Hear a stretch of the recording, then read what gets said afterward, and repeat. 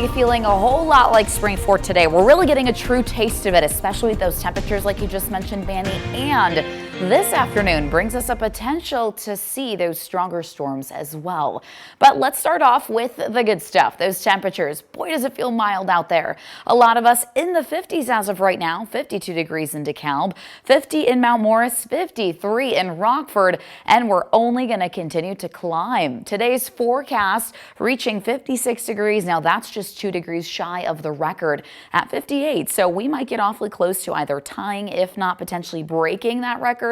And we'll be back near that record-breaking territory even into our Friday. So very warm, very mild, and we're already seeing some of those lighter rain showers moving through as well. Part of that taste of spring, of course.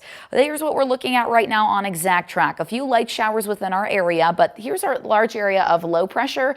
That's going to bring us some of those stronger storms a little bit later today. But before that, not only are we seeing that first round of rain, but we're also going to see just a little bit of a clearing, which of course we know on any days where there is a potential for severe weather can only help bring in a little bit more of that energy. So something that might have an impact on those chances later today. But closer to home, as of right now, just some lighter rain moving through. Especially further to the west of I-39, you could see some of those lighter showers stretching from Monroe all the way through most of Whiteside County. They're going to continue to move through, so if you're heading out for lunch, for example, might need that umbrella.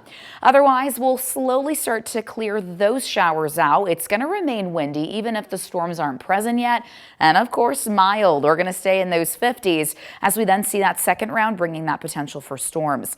Still a 1 out of 5 for our entire area. All threats are possible, meaning gustier winds, hail, and even isolated tornadoes, especially near and along I-39. Let's break that down on future track. That first round is going to exit into the early afternoon. Here's just after 3 o'clock, so especially near dismissal and school drop-offs and things like that, we look to stay dry and we might see some of that sunshine as well. Then the storms fire up after 5 o'clock, especially right along and near I-39. They exit quickly as well, so won't be very long-lived. The time frame for that is about 5 to 8 o'clock, and then we're dry overnight and the cloud cover also moves out of here. So going to stay mild again near record-breaking territory. And when it comes to those storms, they do reach us into the evening hours, so during that evening commute and right through dinner time as well, so keep that in mind. And again, gusts up to 40 miles an hour even without the storms. So hang on to those hats for today. Also going to still see that threat for not only gusty winds, hail, but even isolated tornadoes. And because we typically don't, of course, see this kind of weather in February, make sure you're weather aware. Have multiple ways to get alerts. Stay tuned to the forecast. We'll, of course, keep you updated throughout the rest of your day.